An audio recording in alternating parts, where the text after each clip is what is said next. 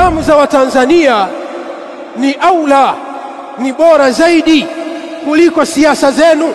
Siasa zenu zisifikie hatua kumwagika damu za Watanzania, kwa sababu wako baadhi ya wanasiasa wanatumia majukwaa yao kunadi uvunjifu wa amani ili damu ya Watanzania imwagike dhulman wa udwana kwa maslahi yao binafsi.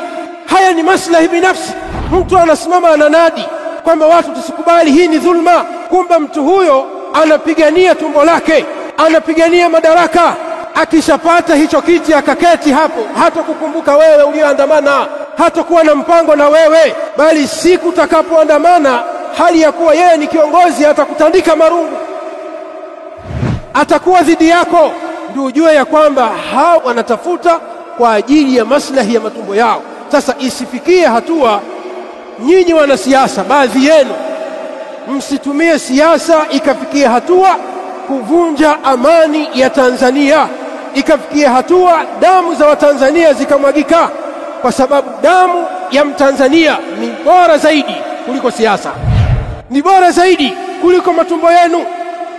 Muogopeni Mola wenu aliyokuumbeni, na mjue ya kwamba ipo siku mtarudishwa kwake yeye, na mtakwenda kuadhibiwa kwa haya ambayo mnayoyafanya kuwadhulumu wa Tanzania.